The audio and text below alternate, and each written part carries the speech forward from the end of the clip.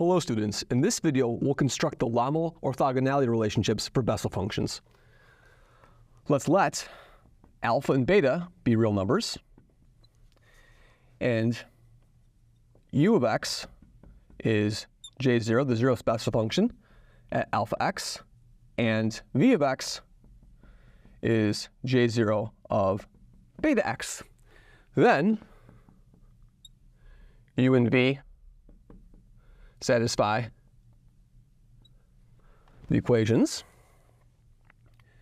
u double prime times x plus u prime plus alpha squared x u is equal to 0, and v double prime times x plus v prime plus beta squared x v is equal to 0.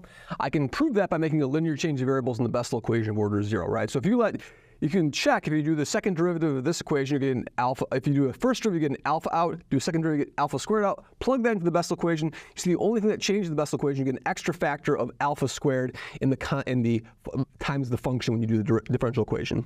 Great, and so now what we'll do is the following. We'll multiply the top equation by v, the bottom equation by u, and see what we get. So what we're going to have is, and then subtract the results. So we'll have x times u double prime v, and then minus x times u v double prime, and then we'll have a u prime v, so the plus a u prime v minus v prime u, and then a plus alpha squared minus beta squared x u times v is equal to 0, like that. Great. Now these first two terms here are a perfect derivative. Those are the derivative with respect to x of x times u prime v minus v prime u, like that. Great. So x times d by dx of x u prime v minus v prime u is equal to beta squared minus alpha squared, and then x times u times v.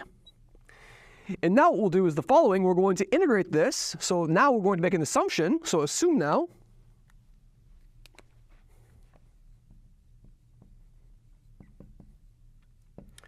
that j0 of alpha equals j0 of beta is equal to 0, okay? And I know this is true because j0 is an infinite number of roots. I can find an infinite number of alpha and beta that satisfy these conditions over here. There are an infinite number of these roots. j0 has an infinite number of roots, as we've previously proven.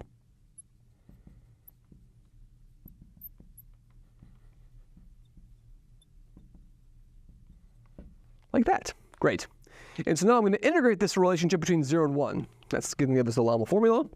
So the integral, so in other words, if I integrate this from 0 to 1, we're going to do the integral from 0 to 1 of this. And what we get, the integral from 0 to 1 is going to give me a x times, now of course we know that what u prime is going to be alpha times j0 prime, which is j1. So it's going to be alpha j1 of alpha x, j0 of beta x, like that, and then minus beta j1 of beta x, j0 of alpha x,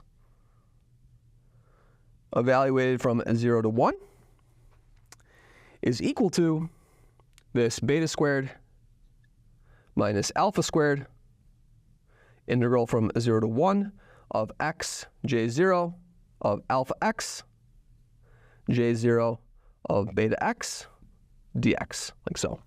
Now what will this give us over here? When I plug in the bottom limit, x equals 0, when x is equal to 0, that expression vanishes because x is 0. When I plug in x equals 1, I'm going to have a j0 of beta times 1. So that's j0 of beta, which is 0.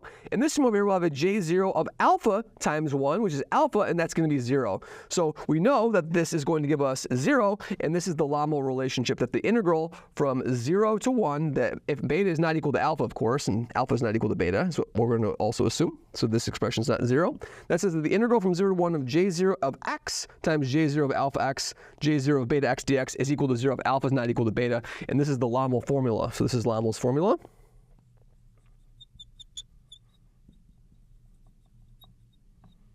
Okay, great. And now I'd like to use this to write down some, now I have an orthogonality relationship, I need to find a normalization relationship as well. So what I'm going to do is I'm going to take this equation over here, I'm going to multiply this equation by 2x u prime and see what we get when we do that, okay? So we multiply by 2x u prime.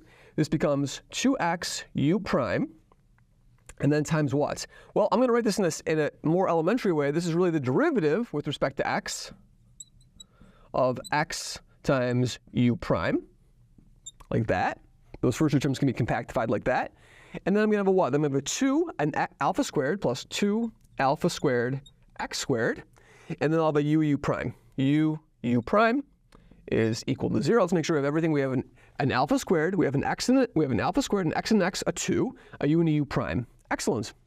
Now, what we're going to do now is we're going to say, oh, look, if I did the derivative of xu prime quantity squared, I'd have exactly this expression over here. So what I'm going to do now is I'm going to write this as really nothing more than just d by dx of x squared u prime squared. That will give me this expression over here. And then I'm going to put this over here, then I'll have a plus, I'll have an alpha squared x squared u squared, like so. But I've added an extra term over here. What have I done? I've done the derivative with respect to u, but I've not done the derivative with respect to x. So I have to subtract off a negative 2, and then an x, and then a alpha squared, and then a u squared is equal to 0. Okay? Then that would make perfect sense, because if I did the derivative of this, I'd have a 2x squared, I'd have a 2 alpha squared x squared, u prime from that first derivative of the u squared term. And then if I did the derivative with respect to x, I'd have an alpha squared, a u squared, and then a 2x. So now I balanced it out perfectly. And so now this equation is going to allow me to do the same thing over here. We're still going to assume that alpha is equal to a root. But this equation now allows us to get the normalization relationship. So what will that give us? So I integrate this from 0 to 1, what's going to happen?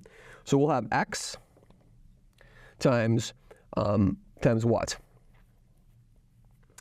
So u is j0 squared, right? And so we'll have and is everything right over here? So I think everything works out perfectly well for us. Good. And we'll have an x, and this is going to be a j. So u prime is going to be what? So u prime is going to be, u prime of x is going to be an alpha, j0 prime of alpha x, which is j1.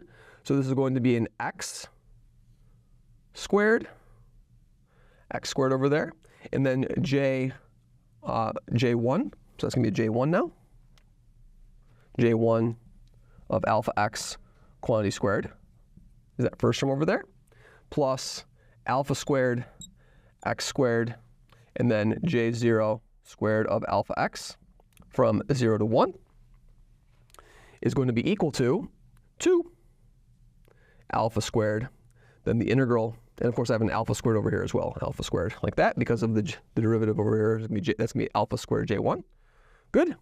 Alpha squared, the integral from 0 to 1 of x j0 squared of alpha x dx, like that. Great.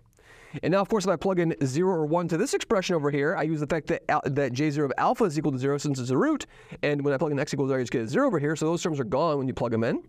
When you plug in x equals 0, if you get nothing, when you plug in x equals 1, you're going to get an alpha squared j1 of alpha quantity squared is equal to a 2 alpha, the integral from 0 to 1, 2 alpha squared, of course, integral from 0 to 1 of x j0 of alpha x squared dx.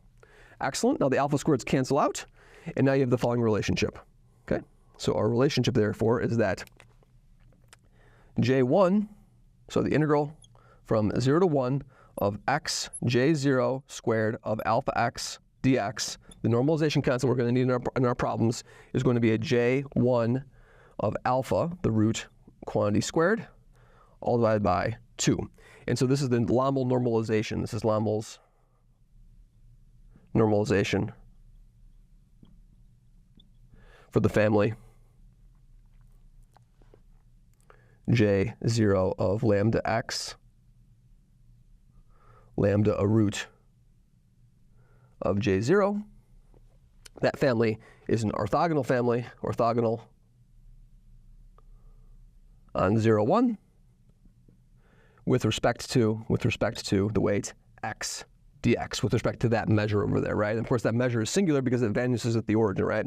So now I have a family J0 of lambda x, where lambda is a root of J0, of which I know there's an infinite number. So I know there's an infinite number of a countable number of the roots of these Bessel functions of order 0. And so I have a countable number of these continuous functions over here, these smooth functions, in fact. And I know they're orthogonal with respect to some measure over here on 0, 1. And so now I have the correct normalization constant. So now my hope is that I can use these relationships, or these Lommel orthogonality relationships, to write down Fourier-Bessel expansions of functions that are continuous on 0, 1 in terms of an infinite series of these Bessel functions J0 of a root of J0 x. And we'll see how we do that in further videos. Thank you very much.